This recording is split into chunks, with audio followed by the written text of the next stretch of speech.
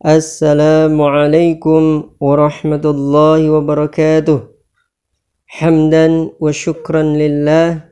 Assalatu wassalamu ala habibina wa maulana Rasulillah, amma ba'd. Sahabat sekalian, bagaimana kabar antum semuanya hari ini? Semoga Allah senantiasa memberikan kita kenikmatan, kesehatan, kesabaran dalam menghadapi segala ujian, dan tentunya senantiasa semangat untuk beribadah dalam rangka mendekatkan diri kepada Allah Subhanahu wa taala. Sahabat sekalian, momentum Ramadan kali ini mari kita gunakan dengan sebaik mungkin, apalagi kita diminta untuk senantiasa di rumah, stay at home, untuk tetap di rumah menjadi peluang bagi kita untuk lebih banyak lagi mendekatkan diri kepada Allah Subhanahu wa taala. Pada kesempatan kali ini ada sebuah kisah inspiratif, hikmah yang perlu kita ambil dari seorang Uwais Al-Qarni yang kemudian dijuluki sebagai penghuni langit, bukan penduduk bumi, gitu ya. Kenapa sih bisa menjadikan beliau ini mendapatkan sesuatu yang istimewa, dan yang mengatakan itu adalah Rasulullah Shallallahu Alaihi Wasallam. Rasulullah belum pernah bertemu dengan namanya Uwais Al-Qarni. Singkat cerita, Uwais Al-Qarni seorang pemuda yang memiliki penyakit sopak, jadi kulitnya banyak yang berwarna putih-putih,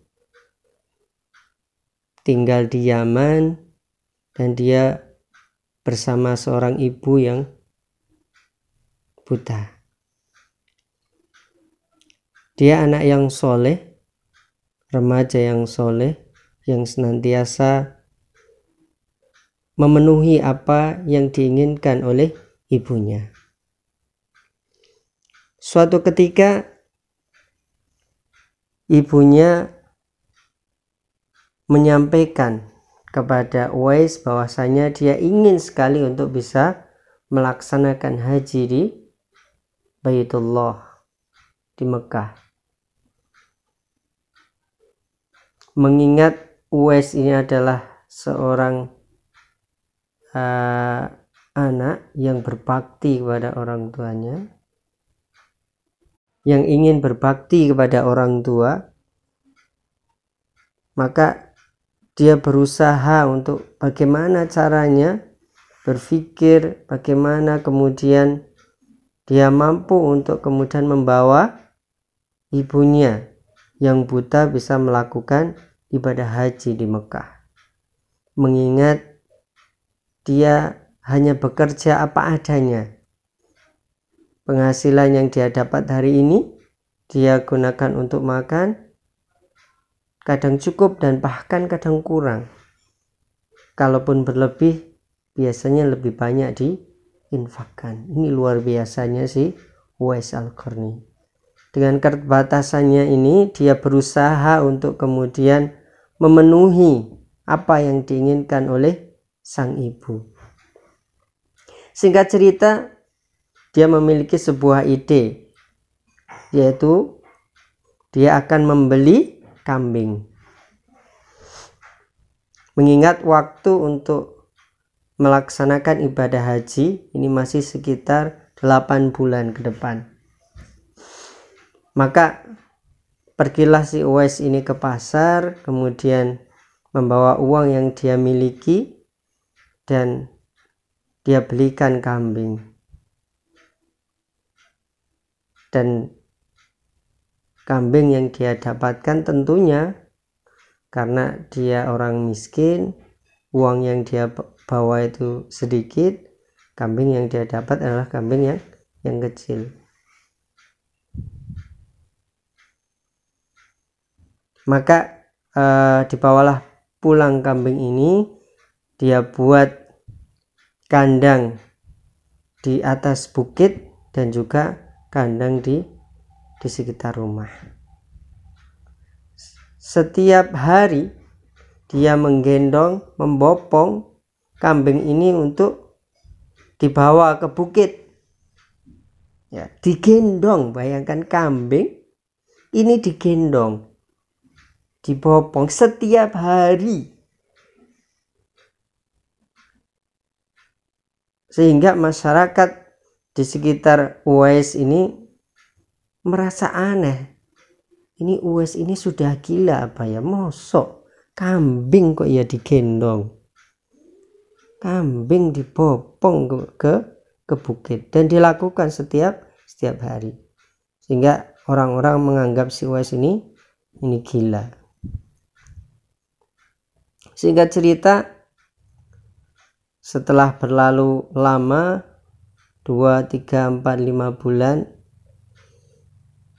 dengan kegiatan hampir setiap hari dilakukan Uwais ini, nampaklah otot-otot Uwais ini terlihat kekar, tubuhnya menjadi lebih tegap, dan barulah orang-orang paham apa maksud yang dilakukan Uwais ini. Ternyata dia menyiapkan diri untuk menggendong ibunya dari zaman ke Mekah untuk melakukan ibadah haji. Tiba waktunya, maka Uwais pun menggendong sang ibu yang buta ini untuk melaksanakan haji di Baitullah. Setibanya di sana melakukan rukun dan sunnah-sunnah haji di depan Ka'bah, si Uwais berdoa untuk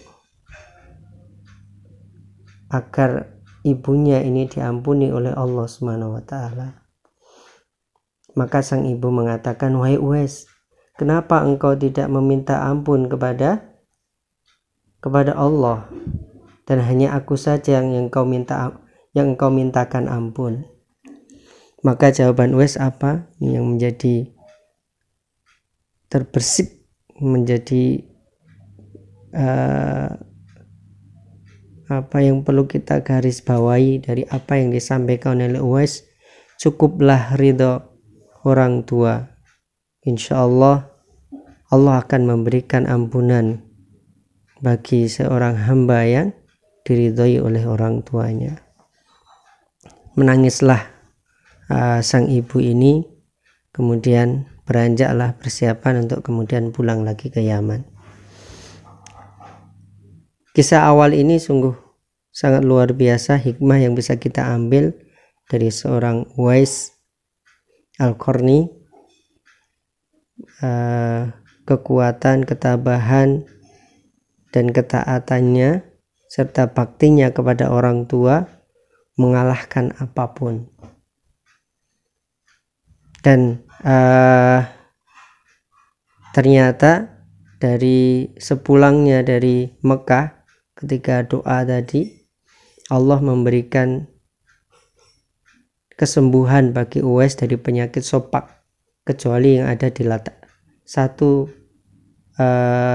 titik atau masih ada sedikit di telapak tangan, yang itu menjadi tanda bagi Uwais.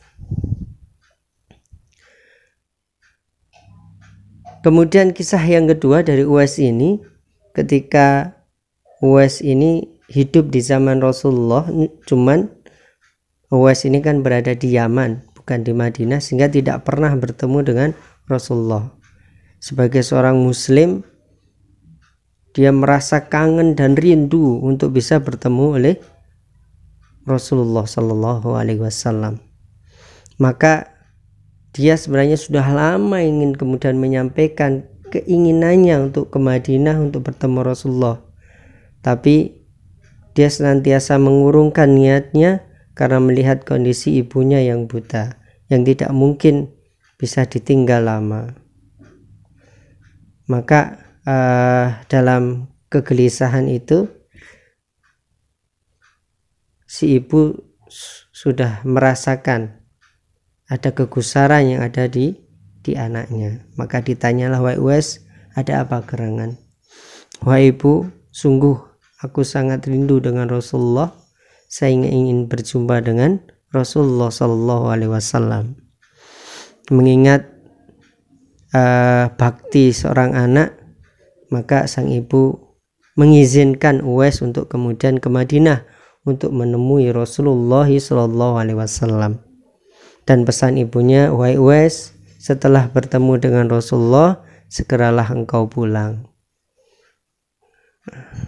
Maka si Uwais inilah kemudian mempersiapkan segala hal, termasuk mempersiapkan kebutuhan orang tuanya selama dia tinggal, dan untuk kemudian disampaikan pada tetangga untuk meminta pertolongan mereka selama Uwais ini dalam safarnya. Maka berangkatlah Uwais ke Madinah. Sesampainya di Madinah, si Uwais mencari rumah Rasulullah SAW, dan akhirnya ketemulah rumah beliau Sallallahu Alaihi Wasallam. Dan ternyata setelah pintu diketuk, di sana hanya ada Ummul Mukminin Aisyah. Dan dari Aisyah inilah Uwais mendapatkan kabar bahwasanya Rasulullah SAW sedang melakukan peperangan, dan entah pulangnya bisa 1 atau 2 bulan ke depan. Betapa sedihnya Uwais dengan perjalanan dari zaman ke Madinah untuk bertemu dengan Rasulullah. Ternyata ketika sampai di Madinah tidak bertemu dengan Rasulullah. Maka karena mengingat di rumah si Uwais ini harus segera untuk pulang karena ada ibu yang ditinggal karena kondisi yang buta tersebut, maka dia mengurungkan untuk menunggu Rasulullah dan segera untuk pulang. Sebelum pulang, Uwais menyampaikan salam kepada Rasulullah yang dititipkan kepada Ummul Mukminin Aisyah. Akhirnya Uwais pun pulang.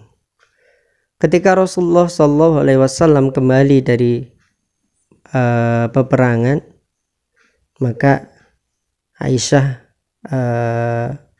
menceritakan bahwasanya ada seorang anak muda yang ingin bertemu dengan beliau.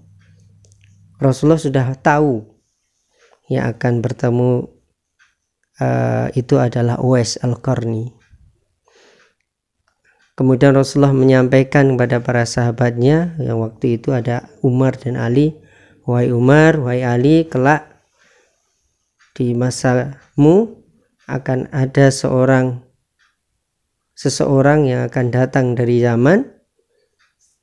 Dia memiliki ciri-ciri telapak tangannya ada bekas penyakit sopak putih. Dia adalah Uwais Al-Qarni. Mintalah ampunan dari mulutnya, karena setiap doanya pasti Allah ijabahi. Beliau adalah penghuni langit. Maka singkat cerita, ketika di masa kekhalifahan Umar bin Khattab, maka datanglah rombongan dari Yaman.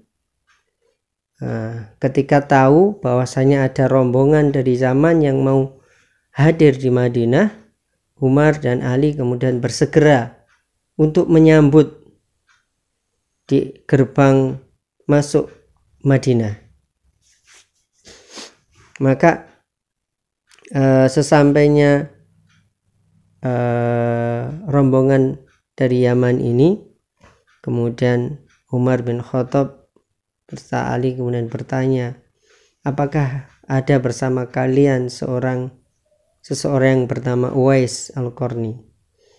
Nah, rombongan ini sebenarnya saling menatap, karena Uwais ini seseorang yang tidak banyak dikenal oleh masyarakat Yaman waktu itu. Dan ternyata disampaikan ini ada namanya Uwais Al-Qarni. Maka Umar dan Ali ini segera untuk kemudian bertemu dengan Uwais Al-Qarni. Wahai Uwais,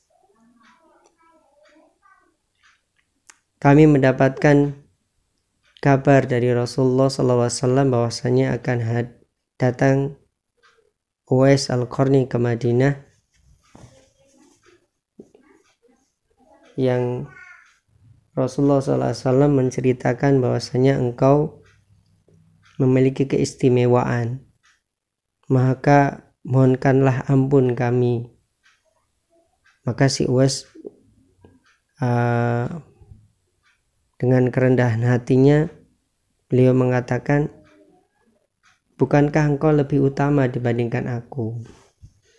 Namun Umar dan Ali tetap ngotot bahwasanya Rasulullah SAW memerintahkan, menyampaikan bahwasanya ketika engkau hadir di Madinah, maka mintalah ampun, mintakanlah ampunan Allah melalui lisanmu. Kemudian Uwais Al-Qarni menyampaikan kepada Umar dan Ali agar tidak menceritakan apa yang disampaikan Rasulullah kepada orang-orang yang ada di Yaman maupun yang ada di Madinah. Dan Umar dan Ali pun menyepakati itu. Sampailah di akhir hayat Uwais Al-Qarni ini sampai kepada telinga Umar dan Ali bahasanya Uwais Al-Qarni ini meninggal dunia. Dan anehnya, yang pertama, Uwais ini adalah seorang yang tidak banyak dikenal di masyarakatnya. Orang ya menganggap orang miskin biasalah, tidak nampak. Namun banyak sekali orang-orang yang berdatangan, berebut untuk kemudian menyiapkan makam, dari menggali kuburan, kemudian memandikan, menyolati dan lain sebagainya. Itu banyak sekali, sampai ada ribuan manusia yang hadir. Dan penduduk Yaman sangat kaget, ini siapa? Maka akhirnya ditelisik, teman-teman telisik, yang hadir dari pemakaman Uwais itu orang-orang yang tidak pernah dilihat oleh orang-orang Yaman. Setelah kabar ini tersampaikan kepada Umar, tersampaikan kepada Ali, maka diprediksikan bahwasanya yang hadir dari menyiapkan pemakaman, menyolati dan lain sebagainya itu adalah para malaikat. Subhanallah. Akhirnya kisah Uwais Al-Qarni ini menyebar ke telinga para kaum muslimin dengan keistimewaan dan keutamaannya, kebaktian dia kepada orang tuanya, ketaatan dia kepada Allah Subhanahu wa taala, kecintaan dia kepada Rasulullah sallallahu alaihi wasallam membuktikan kekuatan iman yang luar biasa. Dan Rasulullah sallallahu alaihi wasallam menyampaikan bahwasanya Uwais Al-Qarni ini adalah penghuni langit. Demikian sahabat sekalian, dari sedikit kisah Uwais Al-Qarni ini bisa menjadi inspirasi kita untuk kemudian senantiasa bersemangat untuk mendekatkan diri kepada Allah, bersemangat untuk berbakti kepada orang tua, agar kemudian Allah memberikan kemudahan kepada kita semuanya. Wabillahi taufiq wal hidayah. Assalamualaikum warahmatullahi wabarakatuh.